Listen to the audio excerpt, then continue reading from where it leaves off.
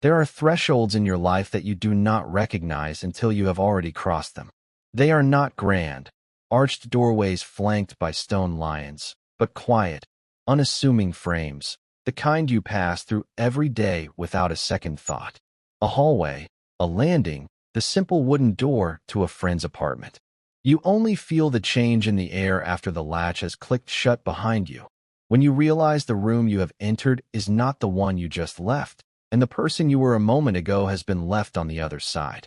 You are in a new space now, a new geography of the heart, and the map you were following is suddenly useless. The territory ahead is unknown, and the only compass you have is the frantic, hopeful beating in your own chest. He was asleep on my couch again. This had become the ritual, the unspoken agreement that had settled over us in the last few months like a fine, quiet dust. From my armchair in the corner, with only the dim, amber glow of the streetlights filtering through the blinds, I could trace the architecture of his form under the soft gray blanket I had draped over him an hour ago. The long line of his back, the sharp angle of his shoulder blades, the gentle curve of his neck where his dark hair was just beginning to grow too long. Alex. His name was a quiet note in the symphony of my thoughts, a single, sustained tone that everything else harmonized around. His breathing was the rhythm section, a slow, steady cadence that anchored the silence of my apartment, making it feel less like emptiness and more like a held breath, a space of profound and terrifying potential. I should have been used to it by now.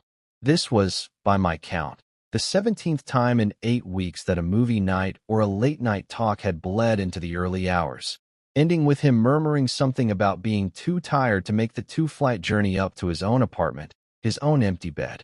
I never questioned it. I never pointed out the absurdity of a 30-year-old software engineer being defeated by 2 sets of stairs. To question it would be to name it, and to name it would be to shatter the delicate, crystalline structure we had built. This thing, this fragile ecosystem of plausible deniability, could not withstand the vibration of a direct question.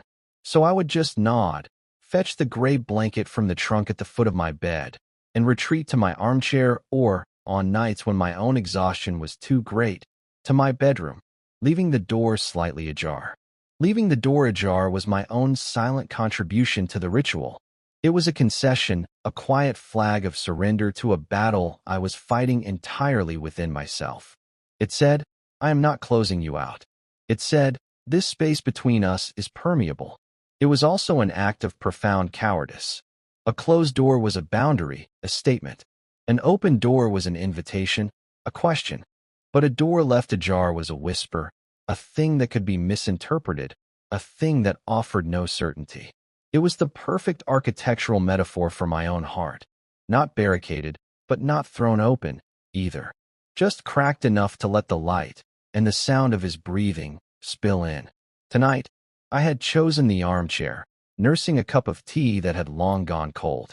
I watched the slow rise and fall of his chest, and I let myself drown in the question that had become the central, organizing principle of my life. What were we doing?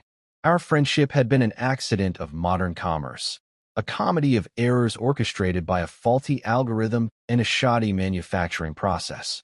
We met in the lobby of our building, both of us holding identical, hastily retaped brown boxes. I recognized the obscure brand logo immediately. It was a high-end, ridiculously overpriced coffee grinder that had been recommended on some esoteric blog I followed. It had promised the perfect, uniform burground bean, a revelation in a cup. What it had delivered was a sound like a small engine dying and a cloud of coffee dust that had settled on every surface in my kitchen. He stood by the mailboxes, looking at his own box with an expression of profound betrayal. Let me guess, I had said, my voice startling him. The Ethelred 7000. His head snapped up. Alex. I knew his face from the elevator, from seeing him come and go with his gym bag slung over his shoulder. We had exchanged the polite, non-committal nods of neighbors, but never a word. He was apartment 5B. I was 3B. He was the guy with the ridiculously loud, cheerful music that sometimes seeped through my floorboards on a Saturday morning. He looked at me, then at my box, and a slow, beautiful smile spread across his face. It was like watching the sun break through clouds. "You too?" he asked, his voice a warm baritone that filled the sterile space of the lobby. I thought I was going to achieve coffee nirvana. Instead, I think I summoned a poltergeist, and just like that, the wall of polite urban anonymity crumbled. We stood there for 20 minutes, leaning against the cool marble of the mailboxes, trading stories of our caffeinated catastrophe. He was funny, self-deprecating, with a quick laugh that made his eyes crinkle at the corners. I found myself talking more than I usually did with strangers, my natural reserve melting away under the warmth of his easy charisma. He told me he was a consultant, which mostly meant he spent his days explaining complex code to people who still thought the cloud was a weather phenomenon.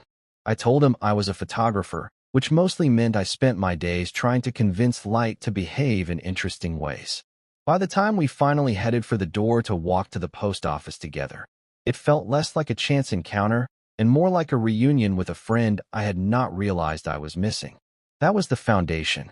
From that shared moment of consumer disappointment, we built a friendship, brick by careful brick.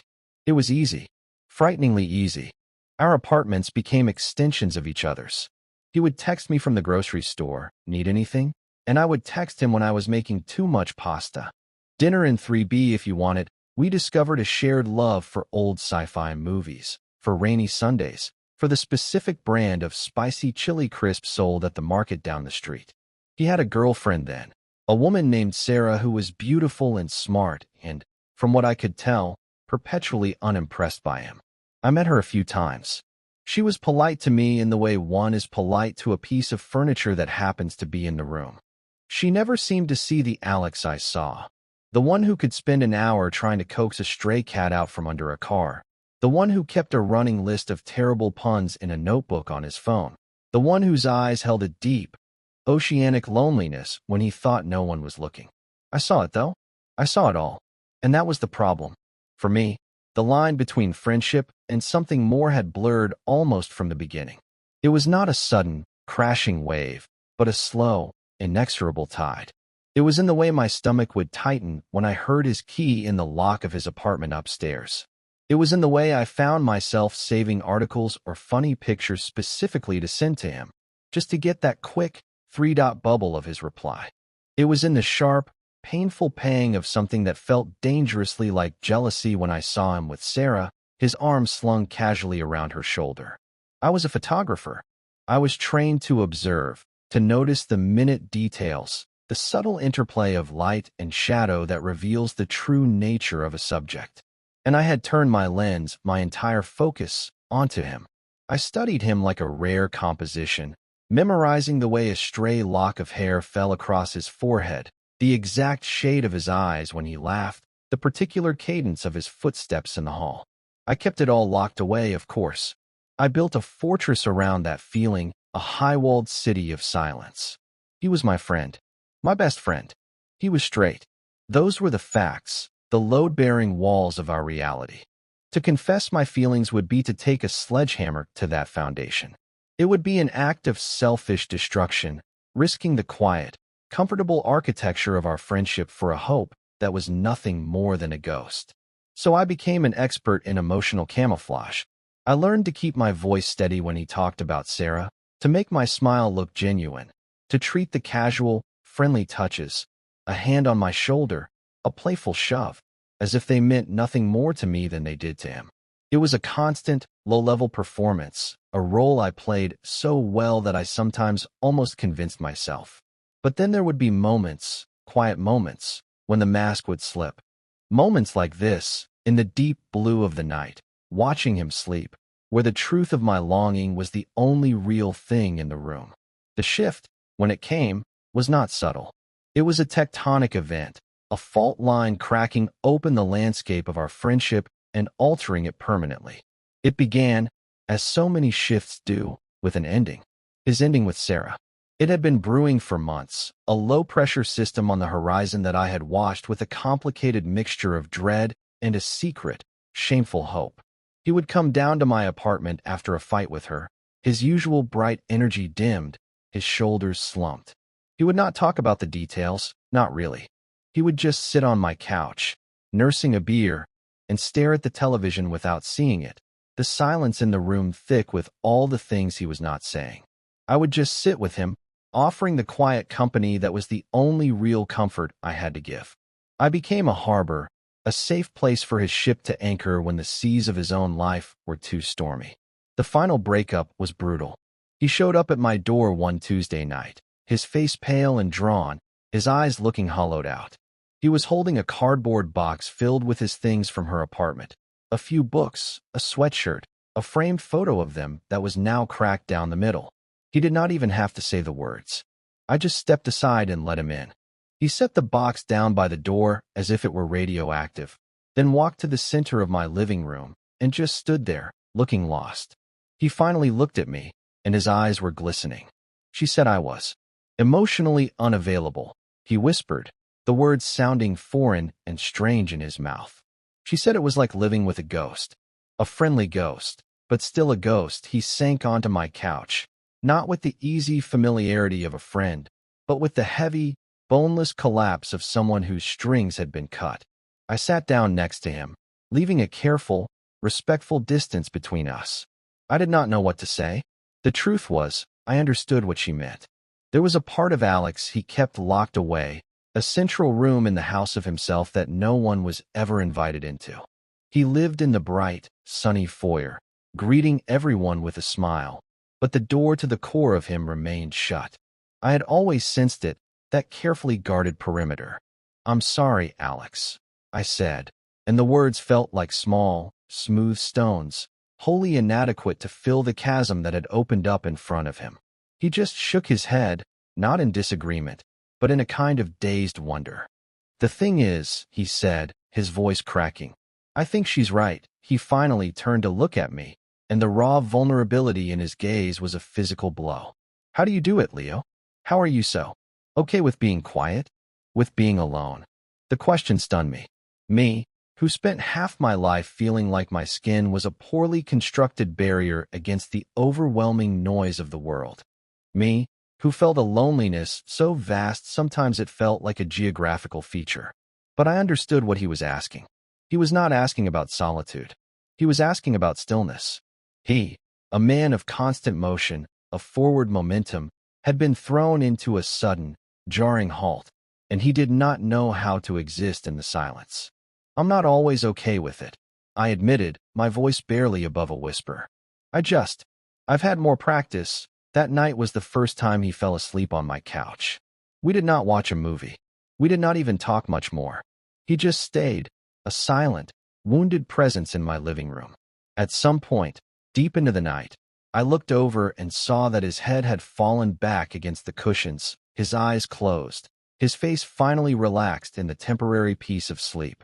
I watched him for a long time before I got up and gently covered him with the gray blanket. It felt like a sacred act, a benediction. I did not retreat to my bedroom that night. I took the armchair, a silent vigil, as if my presence alone could ward off the nightmares I was sure were waiting for him. I had become his watchman, and in the quiet hours before dawn, a new, terrifying thought took root in my mind. He was not just in my apartment anymore. He was in my care. And so the ritual began. It started as a necessity, or at least, that was the story we told ourselves. His apartment, 5B, became a ghost town, haunted by the memory of Sarah, by the silence she had left in her wake.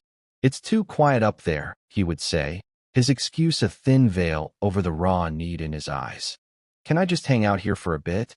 A bit always turned into the whole evening. We would order food, put on a movie we had both seen a dozen times, and settle into our respective spots. Him on the couch, me in the armchair. At first, there was a clear demarcation of territory. His space, my space. But loneliness is a solvent. It dissolves boundaries. Slowly, imperceptibly at first, he began to migrate. One night, he stretched his long legs out, and his sock-clad feet ended up resting on the ottoman, just inches from my chair. I remember the jolt that went through me, the sudden, hyper-awareness of his proximity. I spent the next 2 hours staring at his feet, at the way his big toe twitched occasionally in his sleep.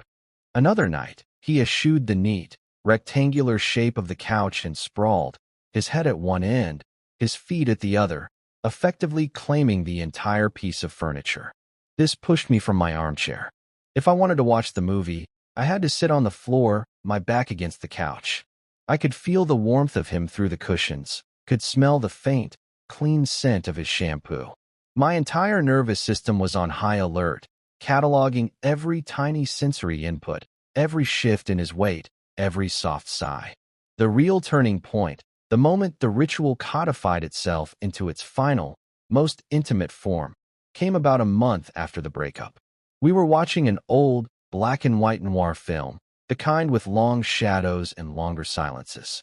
He was quiet, more so than usual. I could feel his melancholy radiating off him, a palpable, cooling presence in the room. Halfway through the movie, without a word, he shifted. He curled himself into the corner of the couch, pulling his knees up to his chest, making himself smaller. And then he looked at me, his expression unreadable in the flickering monochrome light from the screen. "Leo," he said, his voice soft. "My back is killing me. Is it? Is it okay if I just—" He did not finish the sentence. He did not have to. He just patted the empty cushion next to him. It was not a casual gesture. It was deliberate, freighted with a question he could not bring himself to ask. The air in the room became thick, heavy. This was a new threshold, a new door. And he was holding it open for me. My heart was a frantic bird beating against the cage of my ribs. Every instinct screamed at me to say no, to make up an excuse, to preserve the safe distance I had so carefully maintained. Protecting myself was a reflex, honed over years of quiet, unrequited longing. But the look in his eyes, it was not seduction. It was not desire. It was a plea. It was the profound, elemental request of a lonely human being for the simple, uncomplicated warmth of another. And I could not refuse him. I moved from the floor to the couch with what I hoped was a casual slowness, my body feeling clumsy and disconnected from my will. I sat on the cushion he had indicated, leaving a careful 6 inches of space between us. A DMZ of plausible deniability. For a few minutes, we sat like that, 2 separate islands, staring at the screen. The tension was a third presence in the room. Then, he sighed, a long, weary exhalation, and in one fluid movement, he uncurled, stretched out, and laid his head in my lap. Time stopped. My breath caught in my throat. I went utterly, completely still, every muscle in my body frozen. His head was a heavy, warm weight on my thighs. I could feel the soft texture of his hair through the thin denim of my jeans. I could feel the gentle puff of his breath against my stomach. My entire universe had contracted to this single point of contact. The movie, the room, the city outside my window, it all dissolved into a meaningless, blurry background. There was only the weight of him, the warmth of him, the terrifying, exquisite intimacy of this moment. I was paralyzed, caught between the overwhelming urge to run my fingers through his hair and the paralyzing fear that if I moved, if I even breathed, I would shatter the spell. So I did not move. I sat there, rigid as a statue, for the entire remainder of the film. My legs went numb. My back began to ache. But I did not move. I let him sleep. He had sought refuge, and I had, without a word, granted it. When the credits rolled and the screen went black, plunging the room into near darkness, I finally dared to look down at him. His face was turned towards me, his features softened in sleep, his lips slightly parted. The trust in that posture, the sheer, unthinking vulnerability of it, broke something open inside of me. The walls of my fortress, so carefully constructed, crumbled to dust. In that moment, he was not my straight best friend. He was just Alex, and I was just Leo, and he had chosen to rest his head and his sorrow with me. That night established the new geography of our evenings. The couch became our shared territory. There was no more pretense of separate spaces. He would arrive, and we would gravitate towards it, settling into our configuration. Me propped up against the armrest with a book or my laptop, and him stretched out beside me, his head in my lap or his body pressed against my side. A warm, solid line from shoulder to ankle. We rarely spoke of it. We did not have to. The ritual became its own language, a conversation conducted in sighs and small shifts of weight. For him, I think, it was about comfort. It was a purely physical antidote to his emotional turmoil, the human equivalent of a weighted blanket. He was borrowing my stillness, my quiet, using it to soothe the frantic energy of his own grief and confusion. For me, it was something else entirely. It was a paradise and a torture chamber, all at once. Every night was a tightrope walk over a chasm of my own feelings. I had to be a sanctuary for him, a place of calm, while inside, a hurricane was raging.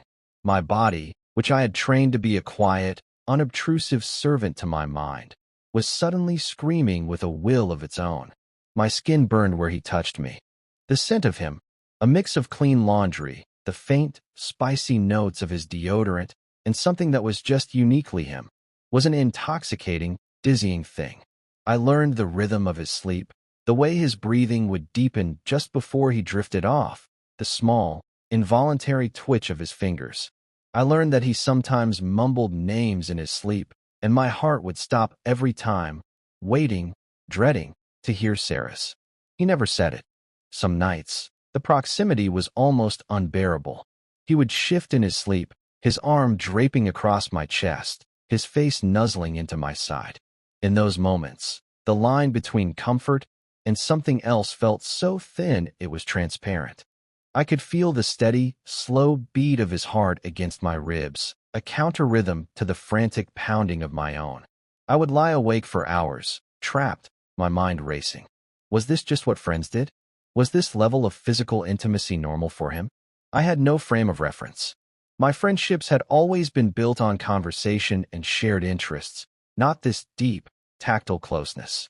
I would torture myself, replaying every moment, analyzing every gesture for a hidden meaning, a sign that perhaps this was not as one-sided as I feared. But there was never anything.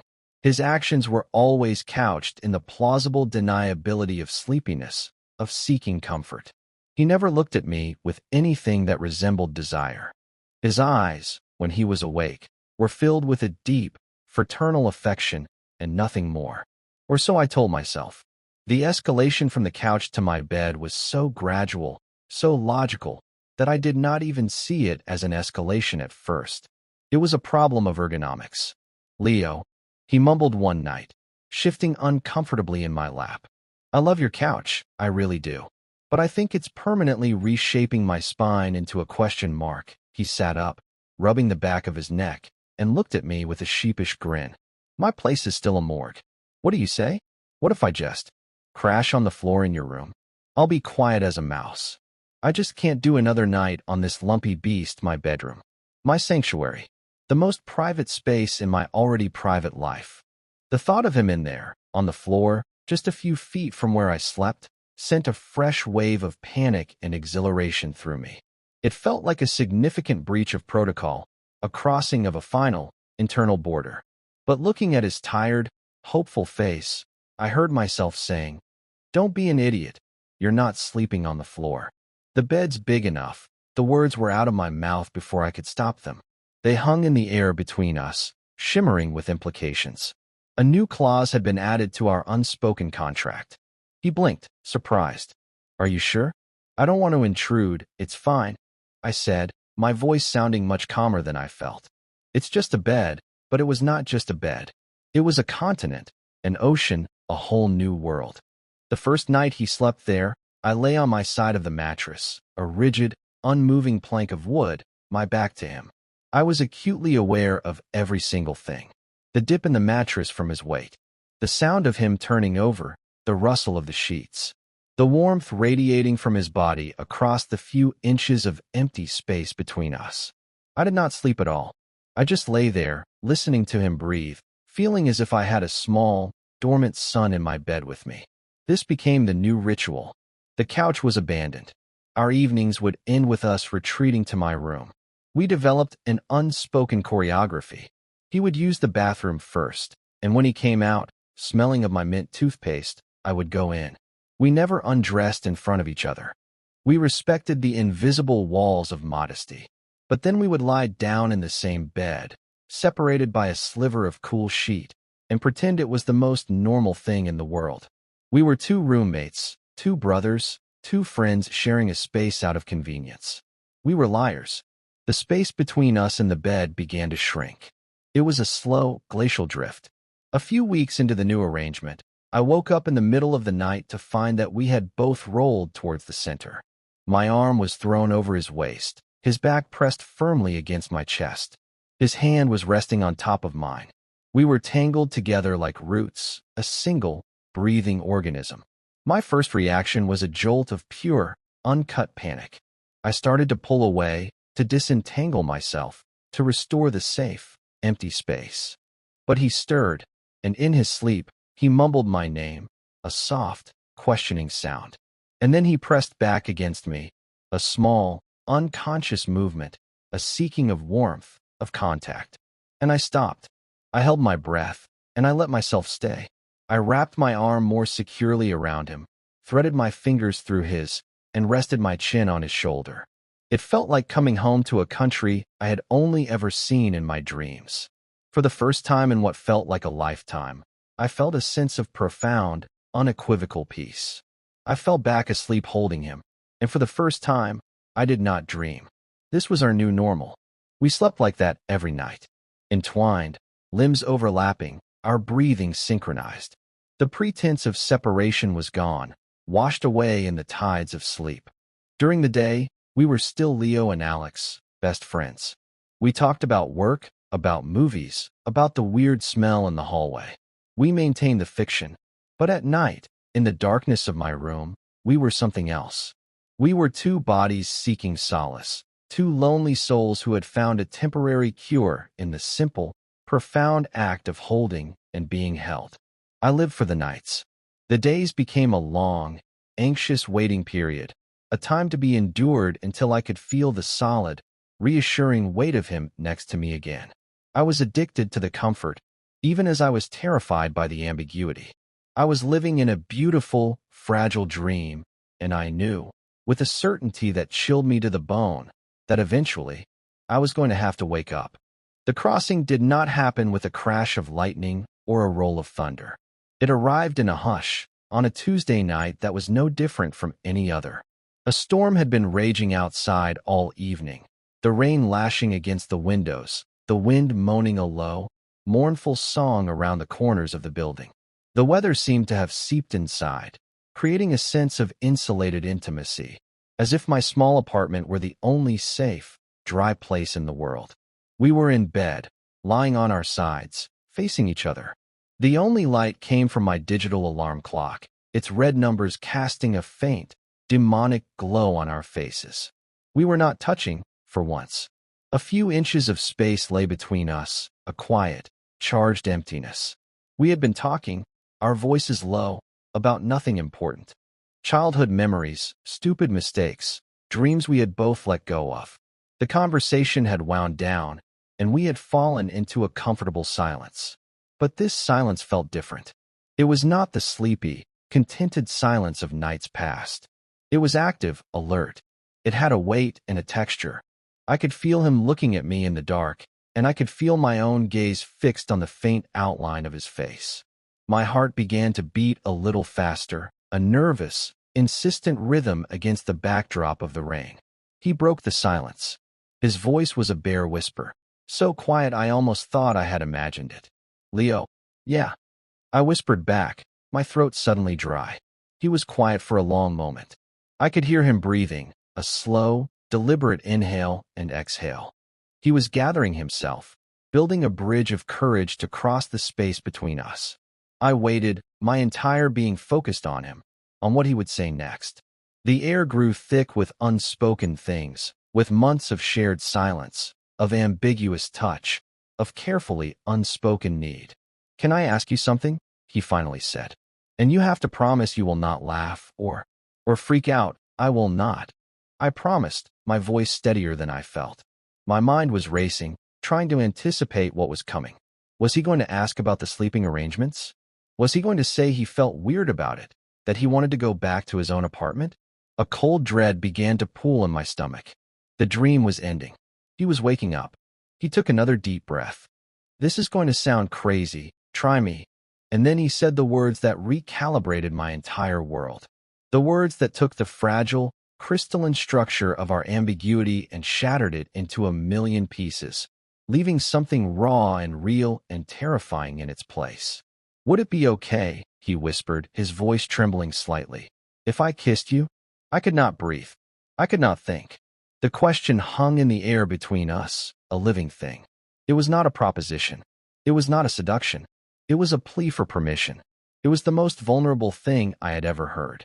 He was laying his confusion, his curiosity, his need, at my feet and asking me what to do with it. He was giving me all the power to say yes and change everything forever, the power to say no and send him retreating back across the chasm, perhaps for good. In that moment, all my fear, all my careful self-protection, it all just evaporated. It was burned away by the sheer, blinding honesty of his question.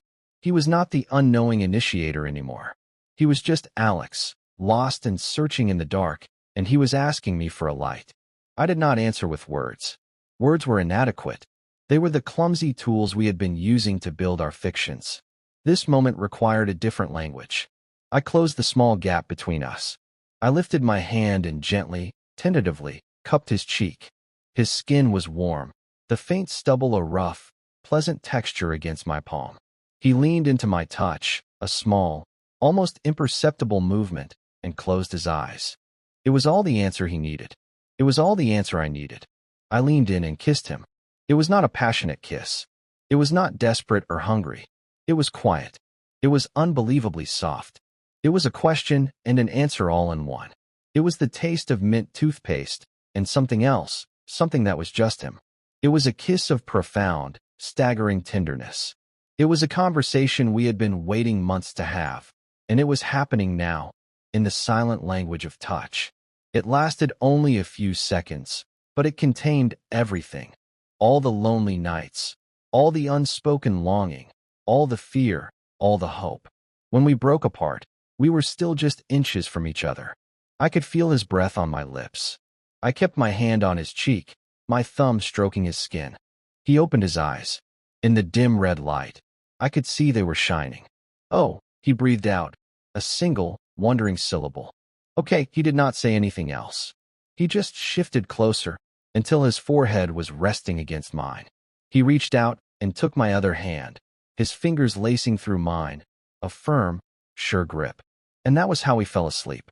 Not tangled in a heap of unconscious comfort, but deliberately, consciously connected. Forehead to forehead, hand in hand. The storm raged on outside, but inside my small room, everything was finally, blessedly, quiet. The threshold had been crossed. The door had been opened. We were in a new room now, and for the first time, I was not afraid of what I would find. The next morning, I woke up alone. The space beside me in the bed was cool, the sheets rumpled and empty. For a disoriented moment, I thought I had dreamed it all. The rain, the question, the kiss. But then I saw the indentation of his head on the pillow next to mine, a faint, ghostly impression. It had been real. He was just gone. A familiar, cold dread began to creep back in, chilling the warm afterglow of the night before. I sat up, listening. The apartment was silent.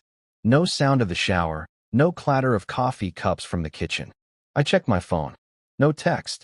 No message. Just silence. He had run. The thought hit me with the force of a physical blow.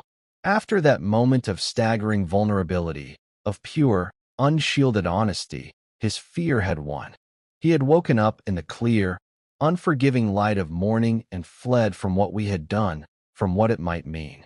The beautiful, quiet peace of the night before curdled into a sick, anxious knot in my stomach. I had been a fool. I had mistaken a moment of lonely, confused curiosity for something more. He had been shipwrecked, and I was just a temporary island. Now the storm had passed, and he had set sail, leaving me behind. I spent the day in a fog of misery and self-recrimination. Every creak of the floorboards from the apartment above sent a jolt of panicked hope through me. Was that him? Was he about to come down? But he never did. I texted him once, around noon, something casual and non-threatening. Hey, you left your charger here. It was a test. A baited line cast into the silent waters between us. Hours passed. The three little dots of him typing appeared once, hovered for a tantalizing minute, and then vanished. He had read my message. He was choosing not to reply. The silence was no longer ambiguous. It was a statement. It was a wall he was building between us, brick by painful brick. By evening, my sorrow had hardened into a slow-burning anger. An anger at him, for being a coward. But mostly, an anger at myself, for letting him in, for dismantling my own defenses for someone who was just going to bolt at the first sign of genuine emotional consequence. I had allowed myself to become his emotional triage center, a place for him to get patched up, and now that he was feeling better, he was gone. The intimacy we had shared felt cheapened, retroactively tainted. I felt used, and I felt heartbroken. I could not let it end like this. I could not let our friendship, this huge, defining thing in my life, die with a silent, cowardly whimper. If it was going to end, it was going to end with the truth. No more whispers, no more plausible deniability. I needed to hear it from him. I needed him to look me in the eye and tell me it was a mistake. I needed the finality of a closed door, not the torment of one left hanging ajar. I put on my shoes, my hands shaking slightly, and walked out of my apartment. The 2 flights of stairs up to his floor felt like climbing a mountain. Each step was heavy with dread. I stood outside his door, 5B, for a full minute, my heart hammering against my ribs. I could hear music playing faintly inside. The same cheerful, upbeat indie rock he always listened to. The sound of it, so normal, so oblivious, was like a knife in my gut. I raised my hand and knocked. 3 sharp, definitive raps. The music stopped. I heard his footsteps, hesitant, approaching the door. The lock clicked. The door opened a few inches, and he was standing there, framed in the gap. He was still in his pajamas, his hair a mess. He looked like he had not slept. His eyes were wide and guarded, and when he saw it was me, a flicker of something, fear, guilt, regret, passed over his face before he could mask it. "Leo," he said, his voice rough. He did not open the door any wider. He was blocking the threshold. "We need to talk," I said, my own voice coming out colder and harder than I intended. He flinched. He looked down at the floor, unable to meet my eyes. "I know. I'm sorry. I should have texted. I had a lot of work stuff to deal with today." The lie was so transparent, so insulting, that it snapped the last thread of my patience. "Don't," I said, the word sharp. "Do not lie to me, Alex. Not now. Not after last night." He winced as if I had struck him. He finally looked up, and his eyes were filled with a misery that mirrored my own. Can we not do this in the hallway?" he whispered. He stepped back, opening the door wider, and I walked into his apartment. It was the first time I had been inside it since before he and Sarah had broken up. It was neat, sterile, and impersonal. It looked like a hotel room, a temporary space, not a home.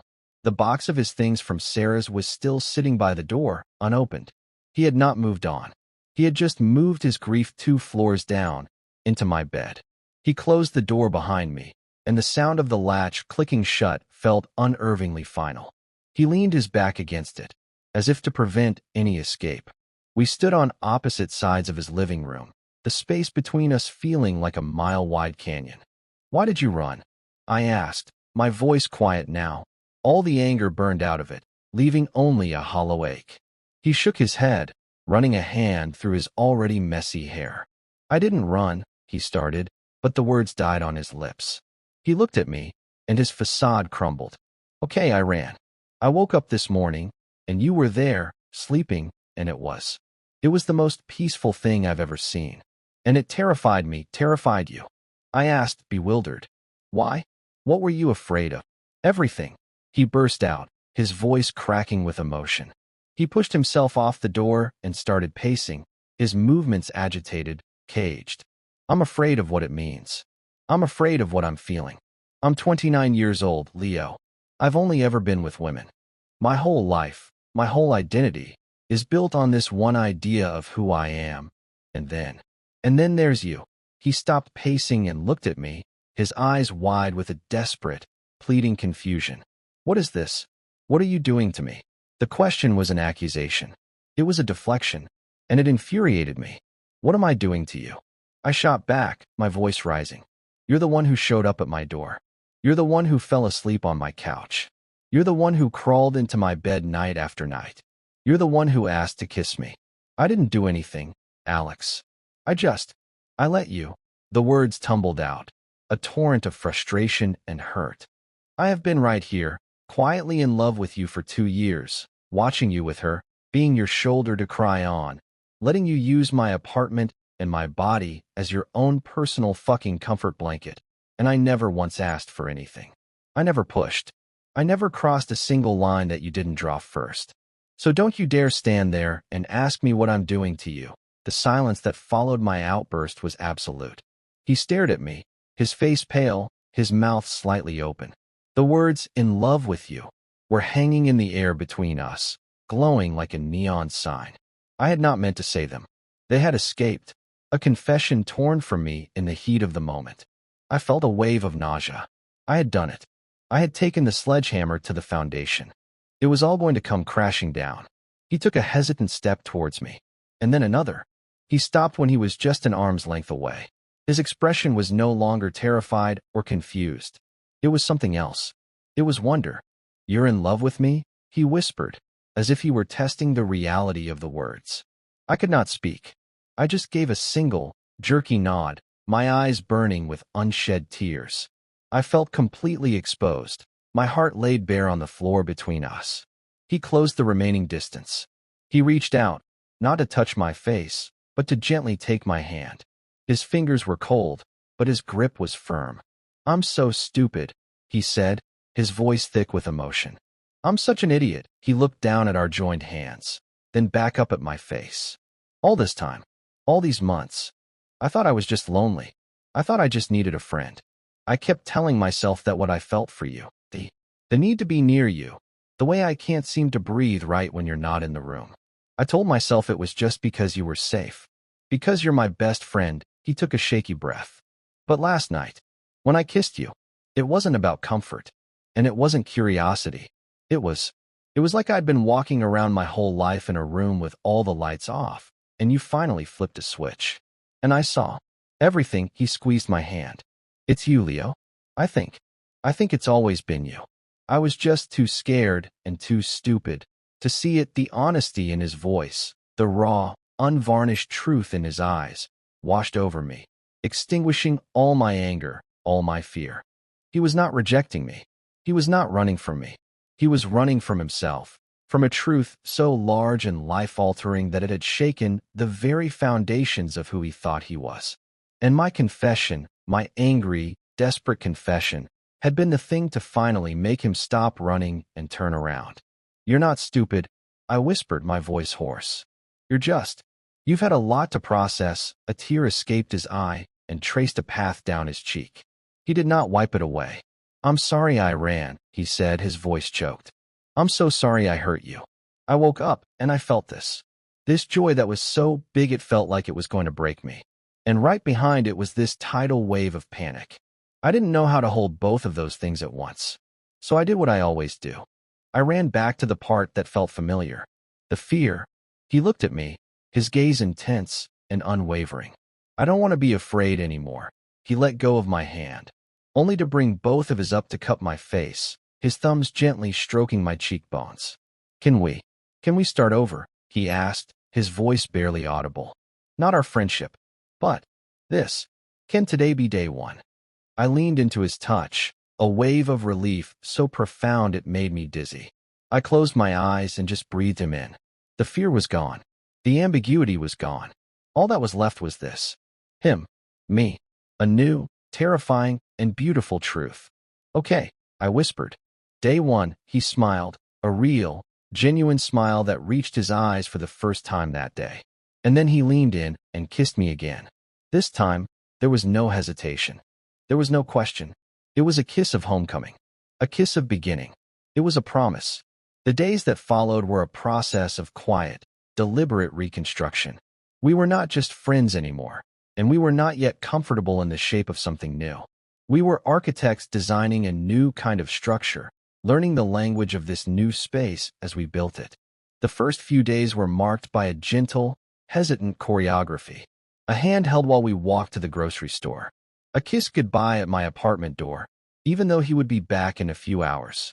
Small, intentional acts of affection that were both thrilling and slightly terrifying, like speaking a new language you are not yet fluent in. We were replacing the old, unspoken rituals with new, spoken ones. There was no more sleeping in my bed under the guise of comfort. The first night after our conversation, he went back up to his own apartment. Standing at my door, he kissed me goodnight, a long, sweet, lingering kiss.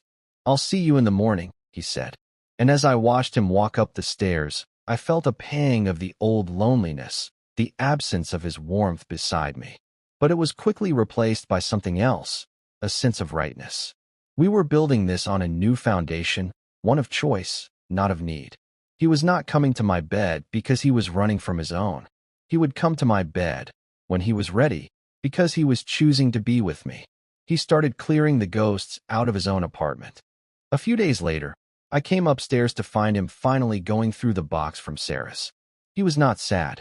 He was methodical, sorting things into piles, one for charity, one for trash. He held up the cracked picture frame. "I think it's time for some new pictures," he said, and he looked at me with a soft smile that made my heart ache in the best possible way. We were redecorating his life, together. The true shift, the moment I knew we had found our new normal, happened about a week later. He had come down for dinner, and we were sitting on the couch, the old, fraught territory. But it felt different now. The tension was gone. We sat close, my leg pressed against his arm slung around my shoulder. It was easy. It was natural. After dinner, as we were cleaning up the kitchen, he turned to me, drying a plate I had just washed. "So," he said, his tone deliberately casual, but with an undercurrent of nervousness. I was thinking, my lease is up in 2 months. I stopped washing, my hands submerged in the warm, soapy water, and turned to look at him. "Yeah. And my apartment is fine," he continued, carefully placing the dry plate in the rack. "But it's never really felt like home. Not like this place does." He finally turned to look at me, his eyes searching my face. And I was thinking, maybe I don't need to renew it. The unspoken question hung in the air, as clear and bright as the one he had asked me in the dark of my bedroom. But this one was not about a single night. It was about all the nights to come. It was about mornings. It was about sharing a key and a grocery list and a life. I dried my hands and walked over to him. I took the dish towel from his hands and tossed it on the counter. I slid my arms around his waist and pulled him close, resting my head against his chest. I could feel the steady, strong beat of his heart under my ear. It was the most reassuring sound in the world. "I think," I said, my voice muffled by his shirt. "That's the best idea I've ever heard." He let out a long, shuddering breath, a release of tension I had not even realized he was holding. He wrapped his arms around me, holding me tight. We just stood there for a long time, in the middle of my kitchen, holding each other. It was not a desperate, clinging hold. It was a calm, certain anchor. We had found our harbor. We began to heal in the beautiful, honest silence we had learned to create together. We discovered that the truest intimacy was not in the grand, dramatic moments, but in the quiet, mundane ones. It was in the way he started making coffee for me in the morning, just the way I liked it, without asking. It was in the way I would find my favorite snack in the pantry, because he had remembered to buy it. It was in the simple, profound peace of reading in the same room, our feet tangled together, not needing to speak. We learned that a home is not a place, not a collection of walls and furniture. It is a feeling. It is the quiet certainty that you can be your whole, unguarded self with someone, and that they will not run. It is a door that you can walk through, knowing that on the other side, you will be seen and you will be loved. It is the safe, warm space you create together.